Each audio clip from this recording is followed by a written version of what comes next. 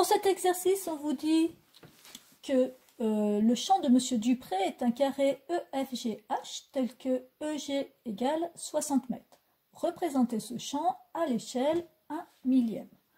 Alors, si on vous demande de représenter un champ de 60 mètres où une des longueurs est 60 mètres, il est bien entendu qu'on ne la représentera pas sur la feuille.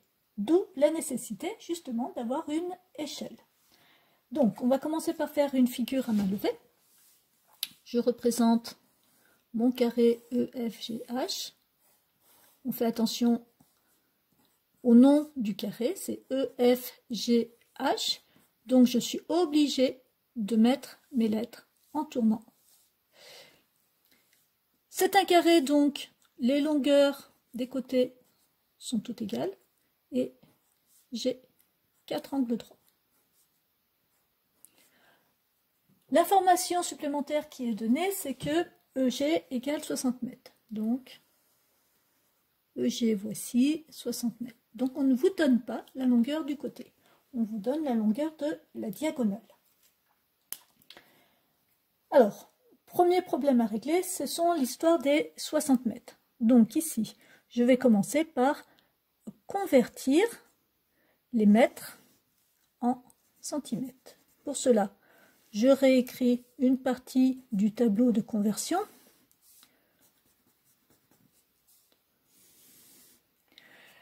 L'unité donnée, ce sont les mètres. Le chiffre des unités, c'est 60. Donc, c'est 0, le chiffre des unités de mon nombre. Donc, je vais placer le 0 dans la colonne des 60. Dans la colonne des mètres. Le 6 irait, par exemple, ici, dans les décamètres. Je vais dans les décimètres et je vais jusqu'au centimètre. Ce qui me donne donc 6000 centimètres, 60 mètres, est donc égal à 6000 centimètres.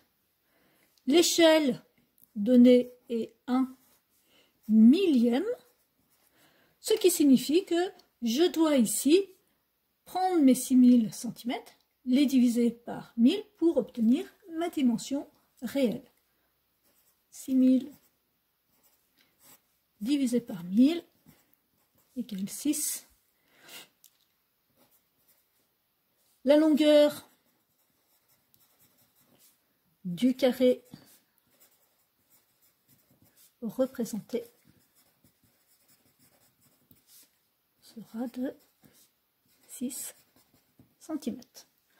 Donc, maintenant, il va falloir que je réfléchisse comment est-ce que je vais m'organiser pour tracer ce carré. Je connais une diagonale et je ne connais qu'une diagonale. Il va falloir que je mette en œuvre toutes les propriétés que je connais sur les diagonales d'un carré. Alors, les diagonales d'un carré, on sait qu'elles se coupent en leur milieu, parce que c'est un parallélogramme. On sait aussi qu'elles sont de la même longueur, donc là, cette longueur est égale à celle-ci, parce que c'est un rectangle, un carré est aussi un rectangle, et on sait aussi qu'elles sont perpendiculaires, là ça se voit pas trop, mais elles doivent l'être, puisque un carré c'est aussi un losange, les 4 côtés sont de la même longueur. Donc, je vais tracer mes 6 cm, je vais déterminer le milieu, puis je vais tracer une perpendiculaire, et à partir de là, je vais retracer un segment où j'aurai 3 cm d'un côté, 3 cm de l'autre. J'aurai donc ainsi déterminé les 4 sommets de mon carré, et même si je n'avais pas les longueurs des côtés, je vais pouvoir tracer mes 4 côtés. Alors, on va commencer par tracer nos 6 cm.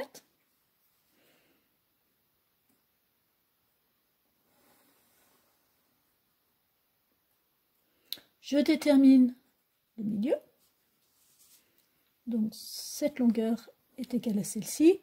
Ici, j'ai mon point E. Ici, j'ai mon point G. Je trace ensuite la perpendiculaire à EG qui passe justement par le milieu de EG. Je place mon équerre sur le long de EG et je la déplace jusqu'à rencontrer le milieu du segment. Je trace et je prolonge de l'autre côté.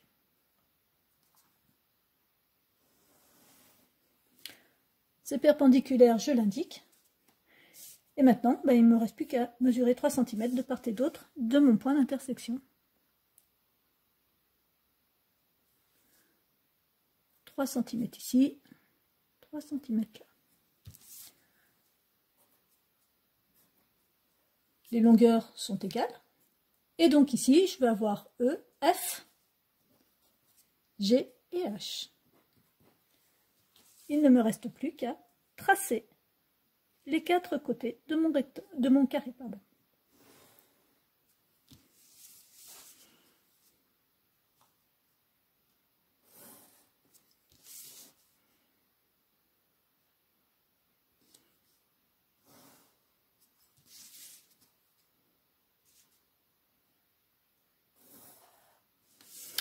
Voilà.